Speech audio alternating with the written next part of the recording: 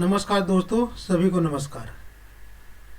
आज मैं आप सभी के लिए लाया हूं टॉप 50 एमसीक्यूज जो कि आपके आने वाले एग्ज़ाम में बहुत ही इंपॉर्टेंट होंगे। जैसे बिहार स्टेट का देना है, आरओ का देना है, बहुत सारे एग्ज़ाम्स देना है, पुलिस वगैरह देना है, तो वहाँ पे अगर एनवायरनमेंट के क्वेश्चन आपको मिलेंगे तो यहाँ से एक या दो क्वेश्चन ज़रूर मिलेगा। मुश्किल से 15-20 मिनट का वीडियो है, आप लोग देखिए इसको कंप्लीट तक, ठीक है। आइए हम स्टार्ट करते हैं अपने पहले क्वेश्चन से। हमारा पहला क्वेश्चन है, जलवायु परिवर्तन से सर्वाधिक प्रभावित होने वाले देशों की सहायतार्थ किसे बनाया गया है। यानी जो जलवायु परिवर्तन होते हैं, क्लाइमेट चेंज होते हैं, उसमें जो हमको ये प्रभावित करते हैं और उसके जो प्रभाव करते हैं और जो सब एक्चुअली क्या होता है, इसमें सभी देश लोग मिलके जलवायु परिवर्तन को सही करने के लिए आगे बढ़ रहे हैं, ठीक है। लेकिन उसमें से एक उन्होंने एक वो बनाया, कमेटी बनाया है जो कि सहायता करता है। तो कमेटी कौन सी है, वो है ग्रीन क्लाइमेट फंड, ठीक है। हमारा आंसर हो जाएगा ए नंबर, ग्रीन क्लाइमेट फंड। और ग्रीन क्लाइमेट जो फंड है ये किसके अंतर्गत काम करता है, यूएनएफसी के अंतर्गत काम करता है। यूएनएफसी क्या है, United nation framework on climate change. इसका फुल फॉर्म आप लोग जानते रहिएगा, ठीक है। क्या है, मैं लिख दे रहा हूँ यहाँ पे, यूनाइटेड नेशंस फ्रेमवर्क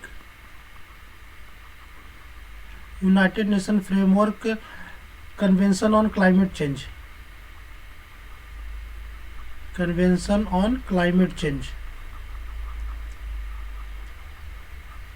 ये कब आया था आपके 1992 में, 1992 में आया था, ठीक है। ये आया था। इसी के अंतर्गत आता है ग्रीन क्लाइमेट फंड। इसी के अंतर्गत क्या आता है, ग्रीन क्लाइमेट फंड, ठीक है। ग्रीन क्लाइमेट फंड कब आया था, ये आया था 2010 में, ठीक है। 2010 में आया था। इसका हेडक्वार्टर कहाँ पे है, इसका हेडक्वार्टर है आपका साउथ कोरिया में, ठीक है। साउथ कोरिया में इसका हेडक्वार्टर है, ठीक। तो आंसर नंबर हमारा ए हो गया। सेकंड देखते हैं, वनों को नष्ट करने का कुप्रभाव क्या पड़ता है। अगर हमारे जंगल जो हैं, ठीक है, हमारे जो जंगल हैं वो बहुत सारे, ठीक है, वहाँ पे बहुत सारे पेड़ होते हैं, अगर हम उसको नष्ट कर देते हैं, इसको हम ख़त्म कर देते हैं, तो उसका क्या प्रभाव पड़ता है। तो जब अगर आप यहाँ पे पेड़ है, पेड़ के पास जितने भी मिट्टियाँ होती हैं, अगर एक पेड़ है, इसके जड़ें, ये तने इसके बहुत दूर तक फैले रहेंगे, तो जो मिट्टी है ना यहाँ पे पकड़ी रहती है, ठीक है। इसके जड़ और मिट्टी का कम्बिनेशन होता है। अगर जब यहाँ पे हम पेड़ उखाड़ देंगे तो ये मिट्टी क्या हो जाएगी, बह जाएगी। बारिश होगा या तूफान आंधी आएगा तो यहाँ से हट के चली जाएंगी। तो ठीक है, वनों को काटने से फिर क्या प्रभाव पड़ता है, मृदा अपरदन पर प्रभाव पड़ता है, यानी सॉइल इरोजन, इसको इंग्लिश में बोलते हैं सॉइल इरोजन, उसमें बहुत ज़्यादा इफेक्ट पड़ेगा, ठीक है। आगे देखिए, पहाड़ों पर काफ़ी नमी व जल होता है, फिर भी यहाँ मरुदभिदी क्यों होते हैं। अब क्या है, जैसे ये आप लोग जानते होंगे पहाड़ है ये, ठीक है, पहाड़। यहाँ पे क्या होता है कि बहुत सारे यहाँ पे भी पेड़ होते हैं, ठीक है, पेड़ पौधे बहुत सारे होते हैं, लेकिन यहाँ पे जब बारिश होती है ना, जब यहाँ पे बारिश होती है तो यहाँ पे पानी टिकता नहीं, यहाँ पानी बह के नीचे चला आता है, ठीक है। और जब पानी बह के नीचे चला आएगा, जो यहाँ पे पेड़ है, तो इन पेड़ों के पास पानी पहुँच नहीं पाएगा, तो इसका जो है विकास हो नहीं पाता है, ठीक है। वही क्वेश्चन कर रहा है कि पहाड़ों पर काफ़ी नमी भी होती है, जल भी होता है, फिर भी यहाँ मरुदभिदी क्यों होती है, ठीक है। यही होती है। आप ऑप्शन से पकड़, मैंने यहाँ पे समझा दिया, अब आप लोग ऑप्शन देख सकते हैं। ढलानों के कारण पानी बह जाता और पौधों द्वारा उपयोग में नहीं लाया जाता। तो हमारा आंसर नंबर बी हो गया। दोस्तों, आपको अगर हमारा ये सेशन अच्छा लग रहा हो तो प्लीज़ लाइक और सब्सक्राइब जरूर करिएगा। आगे देखिए क्वेश्चन नंबर 4, प्राकृतिक पारिस्थितिक तंत्र का उदाहरण क्या है, यानी नेचुरल इकोसिस्टम का एग्जाम्पल्स क्या है। अब ये नेचुरल इकोसिस्टम क्या होता है मैं बताता हूँ। नेचुरल इकोसिस्टम होता है जो भगवान के द्वारा बनाया गया है, ऊपर वाले ने दिया है, ठीक है, हम लोग ने नहीं बनाया है। तो हम लोग, अब जैसे आप लोग देखोगे कुछ एग्जांपल्स मैं दे रहा हूँ। नदी क्या हम लोग ने बनाई है, नहीं, नदी अपने आप बनी है, ठीक है। अब हम देखेंगे जंगल भी हम लोग नहीं बनाते, जंगल भी अपने आप बनता है। ये सब प्राकृतिक की देन है। एग्जाम्पल मैं दे रहा हूँ, यहाँ से क्वेश्चन जरूर आते हैं, ठीक है। अब जैसे आपका हो गया घास का मैदान, ठीक है, घास के मैदान, ठीक है, घास के मैदान भी हम लोग नहीं बनाते हैं, ठीक है। प्रवाल भित्ति, आप लोग जानते होंगे प्रवाल भित्ति, ठीक है, प्रवाल भित्ति भी एग्जांपल है इसका नेचुरल इकोसिस्टम का। वेटलैंड, ठीक है, एक आप लोग जानते होंगे वेटलैंड।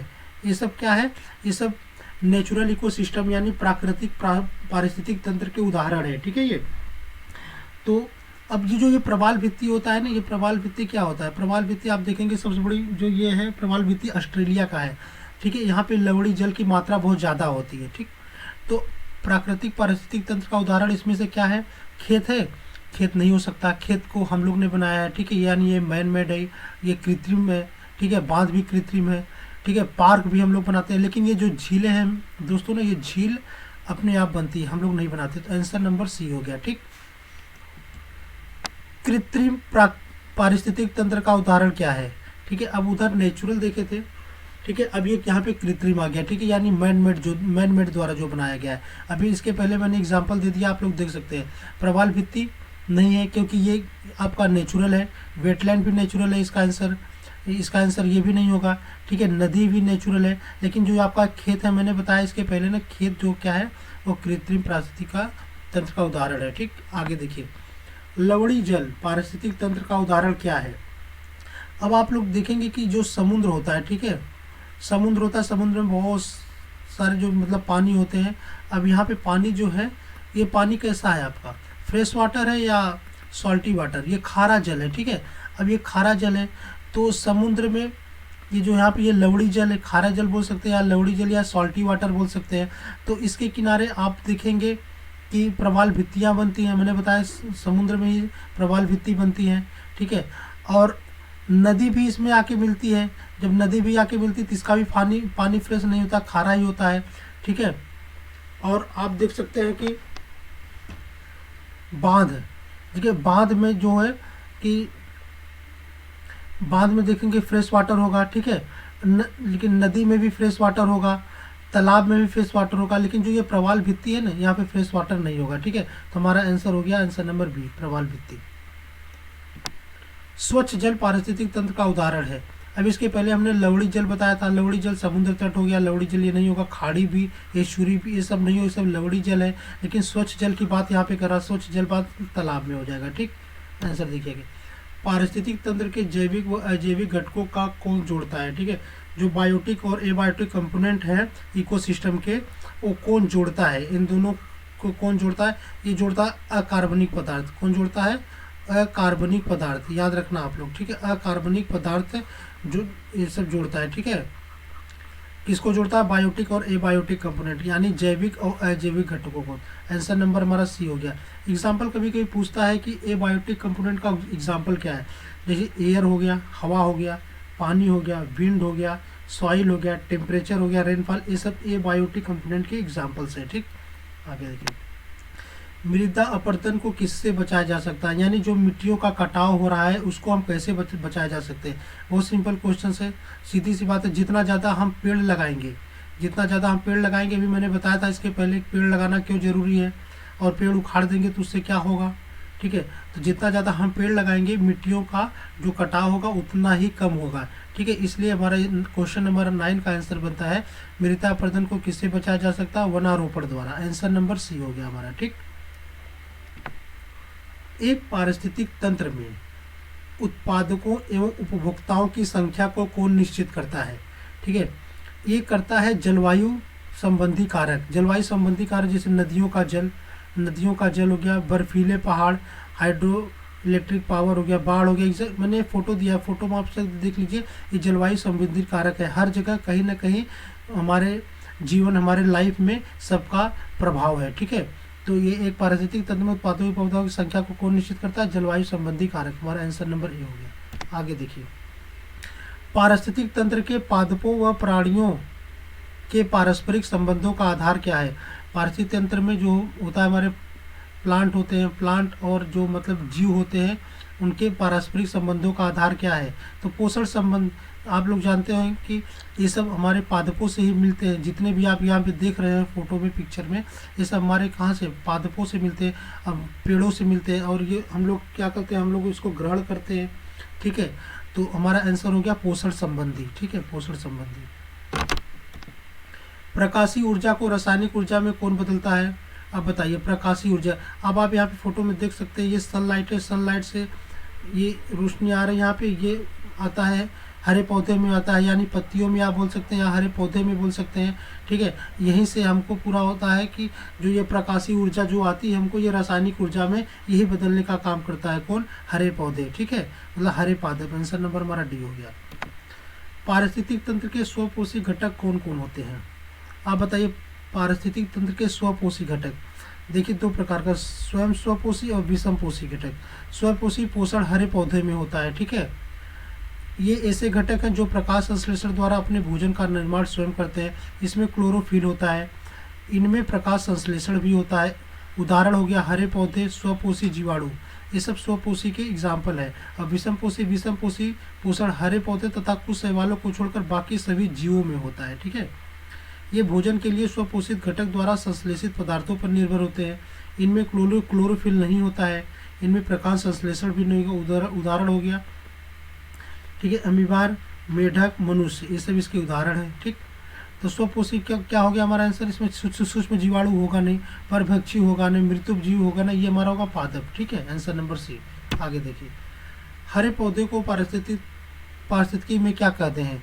जो हरे पौधे होते हैं ना, जो छोटे छोटे हरे पौधे होते हैं, ये सब क्या होते हैं? उत्पादक होते हैं, ठीक है। ये उत्पादक होते हैं, इनको आगे चल के कोई और इसको ग्रहण करता है, ठीक है। तो आंसर नंबर हमारा बी हो गया, उत्पादक। आगे देखिए, विश्व का सर्वाधिक प्रसिद्ध कीटनाशक कौन सा है? कीटनाशक, इसको अमेरिका ने अपने यहाँ रोक लगा दिया क्योंकि ये बहुत ही मतलब हार्मफुल है, ठीक है। तो ये हमारा आंसर है DDT, ठीक है। DDT यानी dichloro diphenyl tetrachloroethane is an insecticide used in agriculture. ये बहुत ज़्यादा एग्रीकल्चर में यूज़ होता है, ठीक है। तो हमारा आंसर हो गया DDT। बहुत इंपॉर्टेंट है, ये एग्जाम में बहुत बार पूछा है क्वेश्चन, ठीक है। ये फुल फॉर्म ही इसका पूछ लेता है, ठीक। आगे देखिए, मरुस्थली भवन यानी डिजर्टिफिकेशन किससे होता है? आप बताइए, डिजर्टिफिकेशन किसके कारण ज़्यादा होगा? वन को उखाड़ने के कारण, जल की वजह से होने वाले मृदा अपरदन के कारण, वायु की वजह से होने वाले मृदा अपरदन के कारण, बहुत उच्च तापमान या कम वर्षा के कारण। सीधी सी बात है, मरुस्थली भवन डिजर्टिफिकेशन होगा वन को उखाड़ने से, ठीक है। Answer number A. आगे देखिए, शाकाहारी प्राणी क्या कहलाते हैं?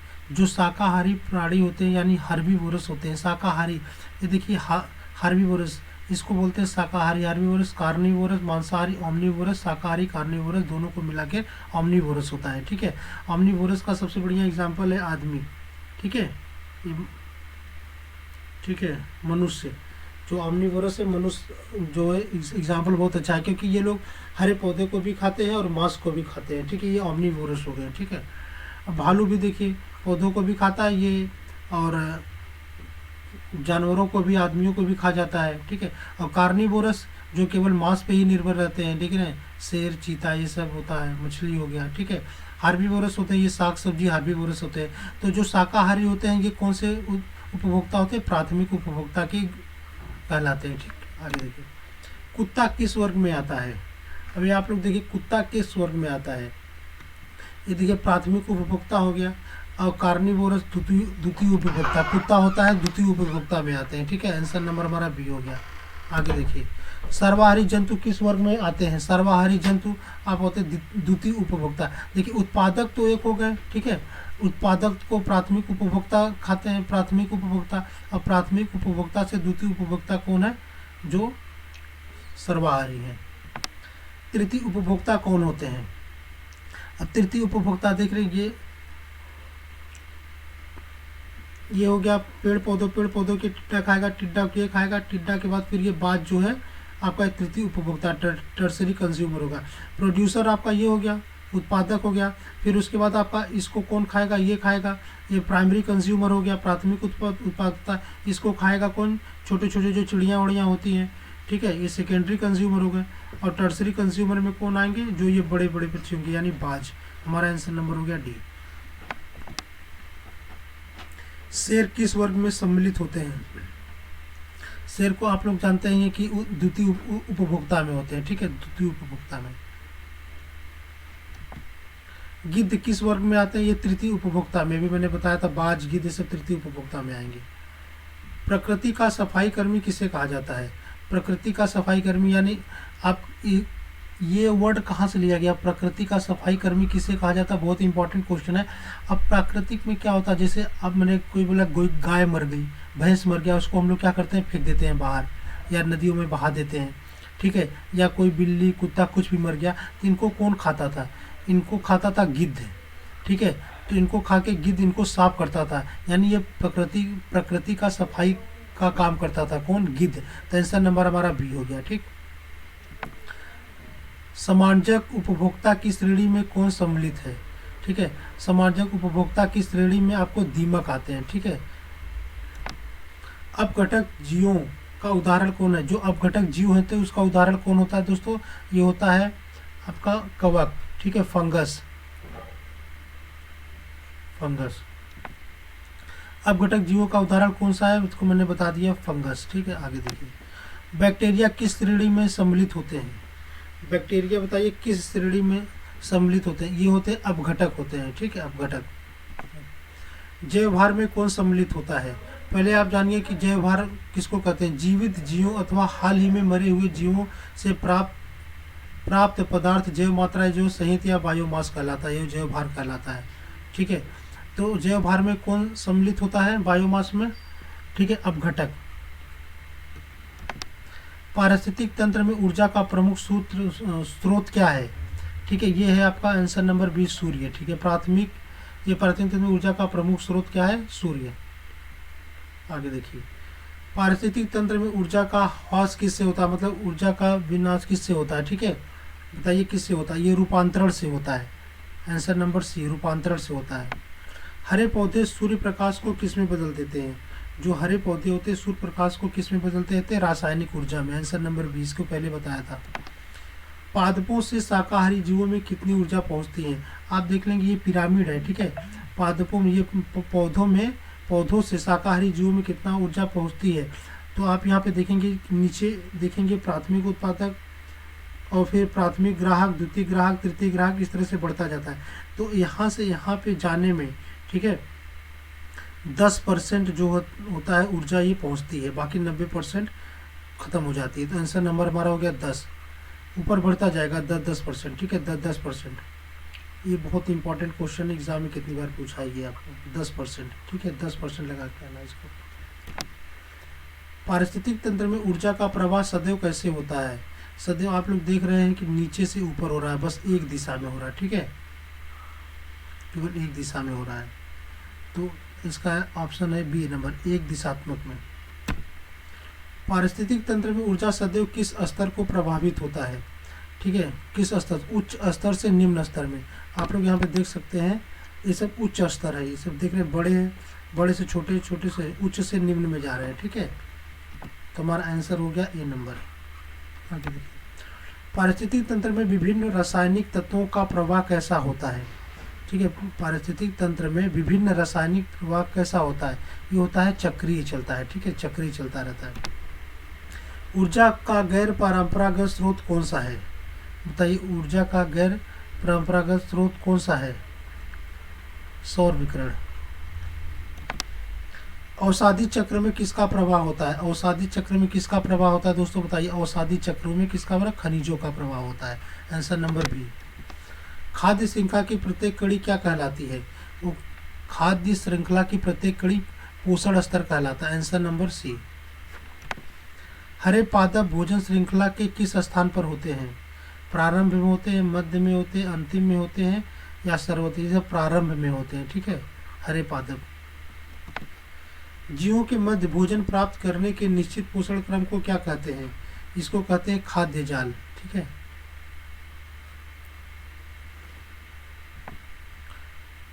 जीवों में ऊर्जा का हस्तांतरण किसके द्वारा होता है?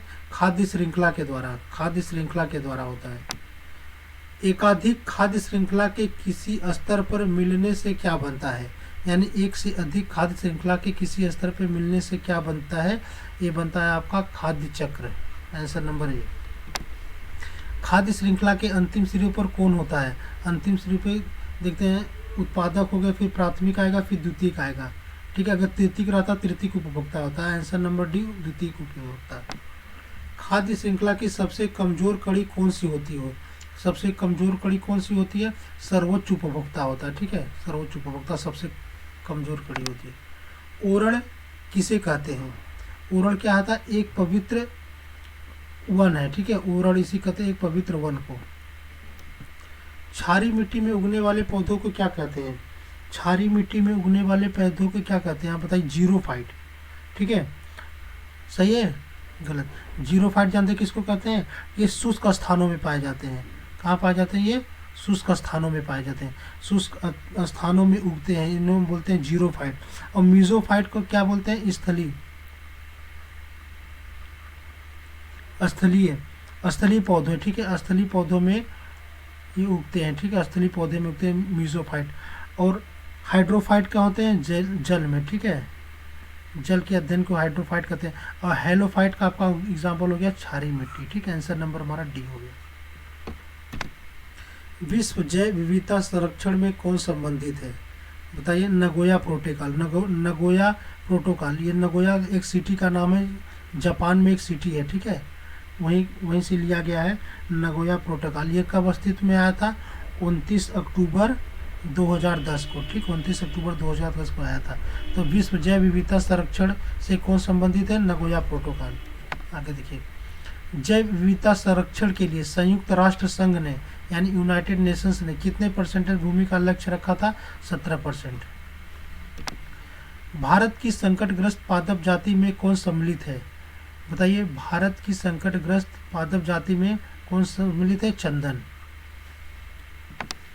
पश्चिमी घाट के सघन सदाबहार वनों को क्या कहलाते हैं? 16 कहलाते हैं। पश्चिमी घाट मान लीजिए जैसे ये भारत, ये इंडिया का नक्शा है आपका, ठीक है, तो ये जो ये पश्चिम साइड है, केरल, कर्नाटक, ये सब पश्चिम साइड है, तो वहाँ पे जो सघन सदाबहार वन है इनको हम बोलते हैं 16, ठीक है, आंसर नंबर बी। भारत में वनस्पति एवं जंतुओं की सर्वाधिक विविधता कहाँ पाई जाती है? ये वहीं पे पाई जाती है, पश्चिमी घाट पे। कहाँ है ऑप्शन में? पश्चिमी घाट में सबसे ज़्यादा पाई जाती है, ठीक। आगे देखिए। जल प्रदूषण किससे उत्पन्न होते हैं? बताइए। जल प्रदूषण ये औद्योगिक निष्कर्षित पदार्थ, यानी जो बड़ी बड़ी फैक्ट्रीज हैं, कंपनियां हैं, वहाँ पे जो वहाँ से पदार्थ निकलते हैं सड़े गले, उससे जल प्रदूषण की मात्रा ज़्यादा होती है। एग्जाम्पल आप कानपुर देखिए, कानपुर में जूतों और चमड़ों का बहुत बड़ी बड़ी फैक्ट्री, वहाँ से जो अवशिष्ट पदार्थ निकलते हैं वो जल प्रदूषण को बहुत उच्च लेवल पे लेके जाते हैं, ठीक। आगे देखिए। काजीरंगा नेशनल पार्क कहाँ है? सब जानते हैं। काजीरंगा नेशनल पार्क आपका असम में, आंसर नंबर बी। तो थैंक यू दोस्तों, ये हमारा लेक्चर था। अगर आपको प्लीज़ हमारा वीडियो अच्छा लगा तो प्लीज़ लाइक एंड सब्सक्राइब जरूर करिएगा। Thank you so much.